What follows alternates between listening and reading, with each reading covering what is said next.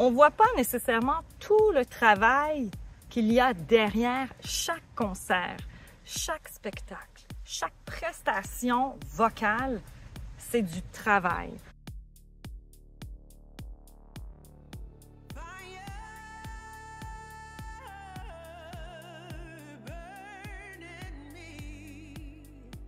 Avez-vous déjà rêvé d'être un chanteur ou une chanteuse professionnelle? Si oui, cette vidéo est pour toi. Parce qu'aujourd'hui, je vais vous révéler 5 grandes vérités sur le fait d'être une chanteuse professionnelle. Souvent, on associe le métier de chanteur, de chanteuse au glam, aux applaudissements, à des belles photos sur les réseaux sociaux. Mais la vie d'une chanteuse professionnelle, comme on la connaît aujourd'hui, sans être une méga star internationale, la réalité est légèrement différente de ce qu'on s'imagine souvent. Chanter professionnellement, c'est super, c'est extraordinaire comme expérience, mais ça demande une discipline incroyable. Parfois, on a le goût de sortir avec nos amis, d'aller à des fêtes, mais le lendemain, on a une audition, un spectacle, un concert et on peut pas parce qu'on se dit ma voix. Donc, c'est un engagement être chanteuse professionnelle. C'est pas simplement chanter au karaoké. Souvent, on est payé pour chanter à tel ou tel endroit et les gens s'attendent à quelque chose de professionnel vocalement. Par le passé, j'ai organisé beaucoup de pièces de théâtre, de concerts, de concours et ça demande une organisation, mais il y a aussi tout l'aspect de la technique vocale. Lorsque l'on est chanteuse professionnelle, parfois on a besoin de coaching. La plupart des artistes professionnels ont toujours leur coach vocal à leur côté. Il y a plusieurs artistes qui amènent leur coach en tournée. C'est pas pour rien, c'est pour exercer leur voix, pour travailler leur voix avant de monter sur scène. Entre les contrats, on doit travailler notre voix. On doit se garder en forme. Parce que c'est pas en travaillant une fois par mois sa voix qu'on va espérer qu'elle reste en forme. Donc, c'est tout un entraînement au niveau de la voix. Avoir son coach vocal, travailler avec ses musiciens. Et surtout, quand on est chanteuse professionnelle ou chanteur professionnel, notre voix, c'est notre instrument, mais ça devient aussi un outil de travail. Donc, si on ne prend pas soin de notre voix, de notre instrument, on peut malheureusement ne plus être en forme vocalement. Donc, il y a tout un travail à faire au niveau de l'entraînement vocal qui est un peu plus intense. Et enregistrer une chanson, que ce soit pour un album, un single ou peu importe, c'est quand même vocalement demandant. Il y a toujours la nervosité. Il faut apprendre nos chansons par cœur, travailler avec les musiciens, travailler avec le producteur. Il faut se préparer à l'enregistrement. On ne peut pas arriver au studio, voilà, j'ai pas dormi de la nuit, j'ai fait la fête et me voici en studio. Bon, il y en a pour qui ça fonctionne, pour ma part, pas vraiment. Donc, il faut prendre ça au sérieux. Donc, il y a toute une hygiène de vie à adopter si on veut vraiment faire ce métier pendant plusieurs années. Être professionnel, c'est connaître sa voix, savoir quoi faire, peu importe les circonstances. Parfois, on doit chanter dans des conditions qui ne nous plaisent pas. Il fait froid, il fait chaud, il fait humide, il fait 45 degrés. On doit chanter quand même et donner le meilleur de soi-même. Parfois, il y a des jours où notre voix est très fatiguée. C'est correct. Il y a des petites astuces. Il y a des exercices que l'on peut faire pour mieux gérer notre fatigue vocale. Mais reste qu'il faut accepter sa voix comme elle est la journée du spectacle ou la journée d'un enregistrement. Souvent, en spectacle, on voit le résultat final. que ce soit même l'album, une chanson, un vidéoclip, c'est le résultat final. Mais il y a beaucoup de travail derrière. Et là, on n'a même pas parlé de l'aspect monétaire de tout ça, de l'argent qui est investi dans les chansons, dans la production, dans les clips. J'ai passé près de 2 heures à tourner cette vidéo, ici, en pleine chaleur. Mais vous voyez quoi? Peut-être 10 minutes après le montage. Donc tout ça, c'est le résultat final. C'est la même chose avec un enregistrement audio. Il y a beaucoup d'étapes avant d'arriver à la version finale.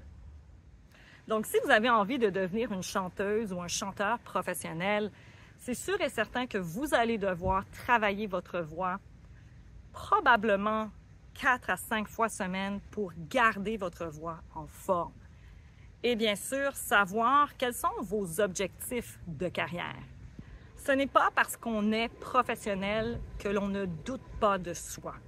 On se demande souvent, est-ce que ma voix est assez bien? Est-ce que ma chanson va plaire à mes fans? Qu'est-ce que les gens vont penser de mon album? Est-ce que les gens ont aimé le spectacle? Est-ce que j'ai l'argent pour produire mon album? Est-ce que quelqu'un va l'acheter? Mais malgré nos doutes, on ne doit pas arrêter. Parce que si on arrête et qu'on fait que penser à ce qui ne va pas, à ce qui ne fonctionne pas, on n'avancera pas dans notre carrière musicale. Donc, même si on doute d'un projet, même si on a peur, parce que souvent c'est la peur de présenter ses chansons, de présenter sa musique, il faut y aller quand même. Parfois, il suffit d'une mauvaise critique, d'un mauvais commentaire pour nous faire douter. Mais souvent, on a reçu des mauvaises critiques, que ce soit en audition, que ce soit sur les réseaux sociaux ou peu importe, et ça nous a démotivés. Donc, c'est là qu'il faut faire attention et se dire non, je crois en moi, je crois en ma musique, je crois en mon potentiel. Et ça, c'est difficile parce que souvent, les doutes reviennent. On se dit, est-ce que je suis vraiment fait pour ce métier? Si vous avez une réelle passion pour le chant, que vous croyez sincèrement que c'est un métier pour vous, alors je vous dis, lancez-vous. Et la beauté du métier de chanteuse professionnelle, c'est qu'on est payé pour faire ce qu'on aime, chanter. Si vous avez besoin d'aide, si vous ne savez pas par où commencer, peut-être que la consultation professionnelle en ligne avec moi peut vous aider à y voir plus clair. Je vous mets le lien juste ici. Plusieurs personnes me demandent, oui, mais Marie, par quoi je dois commencer? Je suis complètement perdue. Oui, je veux être une chanteuse professionnelle, mais à part les réseaux sociaux, qu'est-ce que je dois faire? Comment me faire découvrir? Comment ça fonctionne? La première étape, c'est vraiment de décider. Oh, désolé, il y a du vent. La première étape, c'est vraiment de se dire, OK, je veux être professionnel. Et quand on veut être professionnel, il faut agir comme une professionnelle. La première chose à faire, c'est avoir du matériel, avoir un démo, un portfolio à présenter. Oui, on peut avoir des superbes photos sur Instagram, Facebook, sur son site Internet, mais s'il n'y a pas de matériel, ça va être difficile. Ça va être difficile pour les producteurs ou même les gérants ou même ceux qui veulent vous engager de savoir quel est votre univers musical. Et là, ne me jugez pas. À l'époque, moi et ma meilleure amie, on avait un groupe de musique qui s'appelait Les Filles de l'espace. On faisait de l'électro ou je ne sais quoi, on avait 15 ans, bref. Mais toujours est-il que à l'époque, on envoyait des cassettes. Levez la main les gens qui connaissent les cassettes. Donc, on envoyait ça aux maisons de disques par la poste et on espérait le meilleur. Malheureusement, on recevait toujours des réponses négatives parce que si je suis très franche, c'était pas très bon. Donc, s'il vous plaît, si vous avez un groupe de musique, ne choisissez pas un nom de groupe étrange comme les Filles de l'espace. Dans la première étape, c'est vraiment se créer un fanbase, une communauté de gens qui vous suivent pour vous, pour votre musique, qui sont fans de ce que vous faites. Et ça, c'est pas nécessairement facile au début parce que personne ne nous connaît. C'est souvent les amis proches, la famille, des gens qu'on connaît. Est-ce que vous avez une chanson signature? Pour ma part, il y a plusieurs années, quand j'ai commencé à chanter professionnellement, ma chanson signature était Ready to Go. Je vous la propose juste ici. Bon, j'étais un peu plus jeune à l'époque. Cette chanson Ready to Go m'a permis de travailler avec d'autres personnes importantes dans l'industrie musicale. Donc, ça m'a ouvert des portes. Tout ça pour dire que c'est vraiment important d'avoir sa chanson signature. Et la chanson signature peut changer à travers les années. Bon, est-ce que Ready to Go, c'est encore ma chanson signature? Non, je ne crois plus. Je ne fais plus du tout ce style de musique. Mais à l'époque, c'était mon style de musique. Donc, ça représentait l'artiste que j'étais. Mais juste pour dire que ça nous prend un morceau. Ah! Donc, l'important, c'est d'avoir votre chanson signature qui permet aux gens de mieux vous connaître, de savoir automatiquement quel est votre style musical. Quand on décide de devenir chanteur ou chanteuse professionnelle, on a aussi le jugement des autres par rapport au métier que l'on choisit. Parfois, c'est difficile de prendre la décision et de dire « Vous savez quoi? Peu importe ce que les gens pensent, moi, je veux être chanteuse. » Et ça, c'est pas facile parce que souvent, on peut se laisser convaincre.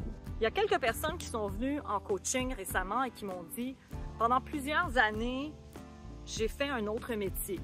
Mais mon rêve, mon tout premier rêve, c'était de chanter, d'aller faire des spectacles. J'en rêvais. Mais je voulais un travail plus sécure et j'ai laissé ce rêve de côté. » Et ça arrive très souvent en coaching vocal que je croise des personnes qui me racontent ça. Et des années plus tard, ils décident enfin de faire le pas. Donc ça, c'est un choix que l'on fait. On peut tout à fait travailler dans d'autres choses et avoir comme deuxième métier la musique. Parce que c'est pas vrai qu'il y aura toujours des « des « hop ». Une carrière de chanteuse, c'est comme ça. C'est pas toujours « ouh ». Et ça, malheureusement, il faut l'accepter. Il y a des fois où il y a beaucoup de contrats et d'autres fois où il n'y a rien à l'horizon.